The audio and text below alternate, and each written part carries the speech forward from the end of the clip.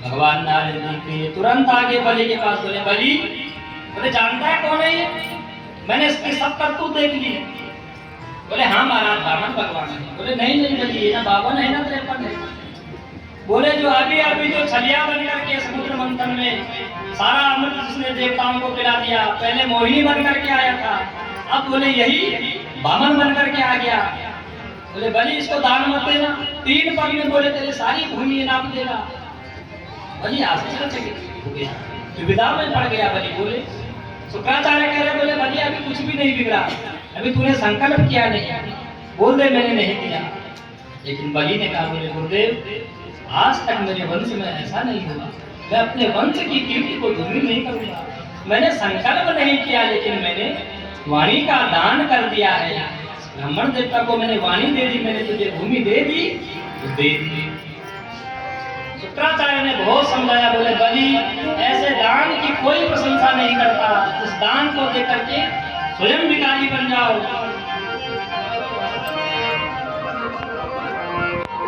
शुक्राचार्य जी कहने लगे बोले बलि कुछ स्थान ऐसे हैं जहाँ पर झूठ बोलने में कोई दोष नहीं लगता है। कौन कौन से 8 स्थान हैं?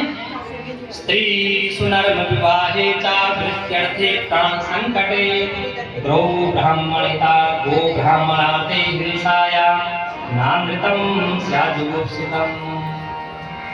स्त्रियों का व्यवहार होता है महाराज, कहीं भी कोई चीज किसी के गले में हार दे दिया, पति से कामना कर दी मुझे भी ऐसी हार चाहिए, शादी में साड़ी देख दी मुझे भी साड़ी चाहिए यही वाली, तो बोले वहां पर थोड़ा झूठ बोलना पड़ जाए, इस बार नहीं अगली बार के लिए वो साड़ी ले आऊंगा। तो बोले ऐसे आप सर्वन स्त्रियों से झूठ बोल सकते हो, उसमें कोई दोष नहीं हो सकता। हंसी मजाक में झूठ बोल दिया, किसी को हंसा रहे हो आप और झूठ बोल दिया तो बोले वहां पर भी झूठ का दोष नहीं लगता है। विवाह किसी कन्या का विवाह हो रहा हो महाराज, थोड़ा बहुत झूठ बोल करके उस कन्या का रिश्ता पक्का हो जाए किसी अच्छे घर में, तो बोले वहां झूठ बोलने में कोई दोष नहीं लगता। व्यापार में बोले थोड़ा बहुत, ऐसा नहीं महाराज व्यापार में 10 की चीज 30 की बेच ली, नहीं थोड़ा बहुत बोले झूठ बोलना पड़ता है। व्यापारी लोग 10 की चीज 12 में नहीं बेचेंगे, परिवार का पालन पोषण नहीं कर पाएंगे, तो इसीलिए बोले व्यापार में भी थोड़ा बहुत झूठ चलता है। किसी का प्राण संकट में हो, अब तुमने झूठ बोल करके उसके प्राण बचा लिए, तो बोले उस झूठ बोलने में भी कोई दोष नहीं लगता। गौ ब्राह्मणाते हिंसाया, गाय की हिंसा कहीं हो रही है, झूठ बोल करके गाय के प्राण की रक्षा तो बोले ऐसे स्थानों पर झूठ का कोई दोष नहीं लगता। बलि नहीं माना, बोले महाराज मैं संकल्प तो करूंगा, बोले आज ये साक्षात भगवान नारायण मेरे द्वार पर मांगने आया होगा, तो बोले मुझ बलि का सौभाग्य होगा जिससे सारा जगत मांगता है, वो जगत पिता बलि के द्वार पर मांगने के लिए खड़ा है, ये मेरा सौभाग्य है।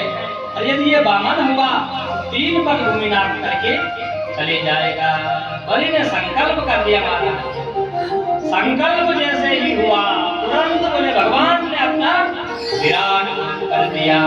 बोल विराट भगवान की एक चरण भगवान ने ऊपर की ओर उड़ाया, भू भुवा स्वाहा महा जन तप सप्तलोक से भी बोले महाराज भगवान का अंगूठा सप्तलोक को छोड़ करके बाहर निकल गया। वहीं से गंगा जी की धारा प्रभावित हुई भगवान के चरण से, और दूसरा पैर नीचे की तरफ बढ़ाया, अतल वितल सुतल तलातल महातल रसातल पाताल को नाम दिया। 14 भुवन की पूरी ब्रह्मांड भगवान ने 2 चरण में नाम दिया। अब बलि बोल बताओ क्या करूं, 3 पग भूमि का दान हुआ है बलि, 2 पग में तेरी सारी संपत्ति समाप्त हो गई। अब बलि ने भगवान से कहा बोले प्रभु दान बड़ा होता है या दान देने वाला? भगवान ने कहा देखो बड़ा तो दान देने वाला है, दान की कोई महिमा नहीं, दान देने वाला उससे भी श्रेष्ठ है जो दान कर रहा है। तो बोले प्रभु तीसरा चरण मेरे मस्तक पर रख दो।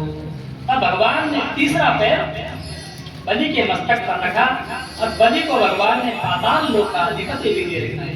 आगे जो मनवंतर आएगा इसके बाद, अभी 28वीं चतुर्विधि चल रही है, इसके बाद अभी 72 चतुर्युगी बीतेगी, सत्य द्वापर त्रेता कली। अभी इस मनवंतर की 28वीं चल रही है और 72 मनवंतर जब पूरे हो जाएंगे इनको तब बोलो ये ऊपर इंद्र ऊपर बदल भी रखिए जाएगा। टॉफियाँ, ऊपर भी रखिए टॉफियाँ, बलि आगे इंद्र टॉफियाँ रखिए बनेगा। ऊपर ऊपर नहीं ली लक्ष्मी मैया ने फिर बलि को भाई बनाया लड़की के सामने। और लक्ष्मी मैया ने बलि को फिर रक्षाबंधन उसी दिन से प्रारंभ हुआ। लक्ष्मी मैया आई, बलि को भाई बनाया। और भाई आगे मनवंतर में भगवान ने तुझे छला है, आगे आने वाले मनवंतर में तू इंद्र बनेगा। तब तक जो ये धागा तुझे मैं बांध रही हूँ। ये न बद्धो बलि राजा ज्ञानवेंद्रो महाबला हे नत्वां प्रतिवदनामि रक्षे मां चला। इसीलिए रक्षाबंधन पर बहन अपने भाई को ये धागा बांध करके उसकी लंबी उम्र की कामना करती है। तो इस प्रकार से महाराज भगवान ने बलि को चला है। त्रैलोक्य की संपत्ति भगवान ने बलि से प्रदान करी। पूरी भक्तवत्सल भगवान की जय हो। यहाँ पर भगवान भागवत जी का अष्टम स्कंद को सुखदेव जी ने विराम दिया और नवम स्कंद में पहले जो 12